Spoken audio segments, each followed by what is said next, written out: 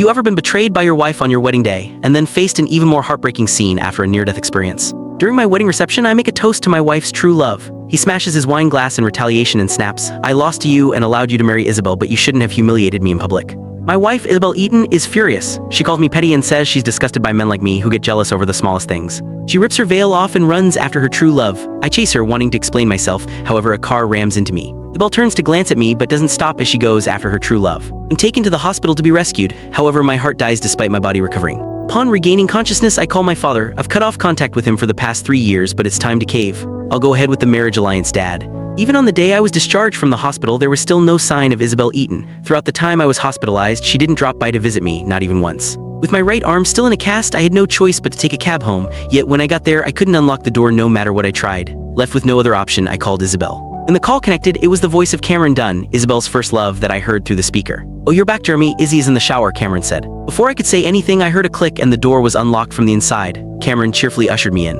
"It's my fault, Jeremy. I kept forgetting the password because of my poor memory, so Izzy changed the password to my birthday. You don't know when that is, right? I'll write it down for you later," Cameron offered. He was wearing a new set of pajamas and his hair was still damp. Just then, Isabel emerged from the master bedroom. She was wearing my favorite nightgown of hers, the black one that was rather translucent. In the past, I would have blown up at the sight of them alone in the house and both having just come out of the shower. I would have argued with Isabel to no end, but this time, I merely nodded in greeting before entering with my suitcase. Seeing that I wasn't angered, Isabel tossed aside the towel she was holding and gave me an explanation that sounded more like an eager attempt to cover something up instead. "Don't get the wrong idea, the voltage regulator over at Cam's place broke, so he's just staying with us for a few days." As I looked at Isabel, I was reminded of what happened the other day. She rushed off to go after Cameron, paying no mind to me even though I was hit by a car while trying to follow her. I nearly lost my life that day. It was from that moment onward that all my love for her vanished. "I didn't get the wrong idea," I replied as I continued to make my way to the bedroom. "Cam's family has gone abroad. It's not easy for him to stay here all by himself. We grew up together. Now that he has nowhere else to stay, who else would take him in if not me?" Isabel continued to explain. I calmly waited for her to finish. She probably forgot that for the sake of pursuing this relationship with her, I had cut off contact with my family for 3 years now.